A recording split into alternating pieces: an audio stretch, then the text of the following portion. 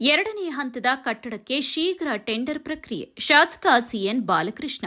ಚನ್ನರಾಯಪಟ್ಟಣ ಪುರಸಭೆಯ ಹೊಸ ಕಟ್ಟಡದ ಎರಡನೇ ಹಂತದ ನಿರ್ಮಾಣ ಕಾಮಗಾರಿಗೆ ಜಿಲ್ಲಾಧಿಕಾರಿಗಳೊಂದಿಗೆ ಚರ್ಚಿಸಿ ಶೀಘ್ರ ಟೆಂಡರ್ ಕರೆಯಲಾಗುವುದು ಎಂದು ಶಾಸಕ ಸಿಎಂ ಬಾಲಕೃಷ್ಣ ತಿಳಿಸಿದರು. ಪಟ್ಟಣದ ನವೋದಯ ವೃತ್ತದಲ್ಲಿ ಎಸ್ಇಪಿ ಯೋಜನೆಯಡಿ 3.25 ಕೋಟಿ ರು ವೆಚ್ಚದಲ್ಲಿ ನಿರ್ಮಾಣಗೊಳ್ಳುತ್ತಾ ಇರುವ ಪುರಸಭೆಯ ಹೊಸ ಕಟ್ಟಡದ ನಿರ್ಮಾಣ ಕಾಮಗಾರಿಯನ್ನ ವೀಕ್ಷಿಸಿ ಮಾತನಾಡಿದರು. ಎಸ್ಇಪಿ ವತಿಯಿಂದ 80 ಲಕ್ಷ ರು ಮಾತ್ರ ಬಿಡುಗಡೆಯಾಗಿದ್ದು 2.45 ಕೋಟಿ ರು ಬರಬೇಕಾಗಿದೆ.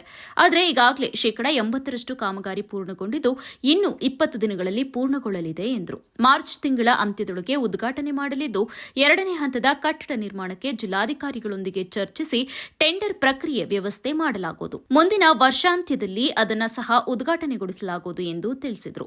ಡಬಲ್ ಲಿಫ್ಟ್ ವ್ಯವಸ್ಥೆ ಮಾಡಲಾಗುವುದು. ಈಗಾಗಲೇ ವಿದ್ಯುತ್ ಪರಿಕರಗಳ ಅಳವಡಿಕೆಗೆ ಕಾರ್ಯ ನಡೀತಾ ಇದ್ದು ಗುಣಮಟ್ಟದ ಕಾಮಗಾರಿಯಿಂದ ಕಟ್ಟಡವು ನಿರ್ಮಾಣವಾಗಿದೆ. ಇದರಿಂದ ಹೆಚ್ಚು ಅವಧಿ ಬಾಳಿಕೆ ಬರಲಿದೆ ಎಂದರು.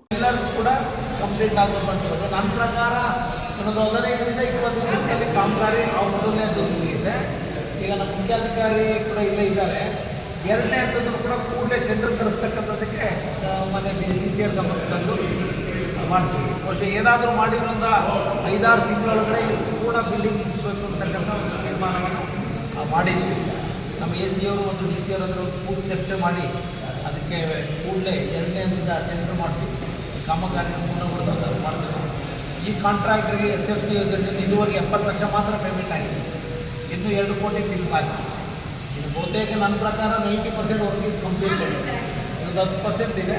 ಆ ಫ್ರಂಟ್ ಏನೋ ಇದ್ರದ್ದು ಬೇಡ SS ಹಾಕಬೇಕು ಅಂತ ಹೇಳಿದರೆ ಕಾಂಟ್ರಾಕ್ಟರ್ ಕನ್ವಿನ್ಸ್ ಮಾಡೋದನ್ನು ಕೂಡ SS ಗೇಟ್ನ ಹಾಕ್ಸ್ತಕ್ಕಂಥದಕ್ಕೆ ಅವಕಾಶ ಮಾಡಿಕೊಡ್ತೀವಿ. ಟಿಪಿಸಿಎಂಎಸ್ ಅಧ್ಯಕ್ಷರಾದ ವೆಂಕಟೇಶ್, ನಿರ್ದೇಶಕರಾದ ಅನಿಲ್ ಮರುಗೂರು, ಪುರಸಭೆ ಮುಖ್ಯಾಧಿಕಾರಿ R Yatish, AEE Rukmini, AE Manjannagowda, Navodaya ವಿದ್ಯಾ ಸಂಸ್ಥೆಯ ಅಧ್ಯಕ್ಷರಾದ ವಾರ್ಡನ್ ಮಂಜುನಾಥ್ ಸೇರಿದಂತೆ ಇತರರು ಹಾಜರಿದ್ದರು.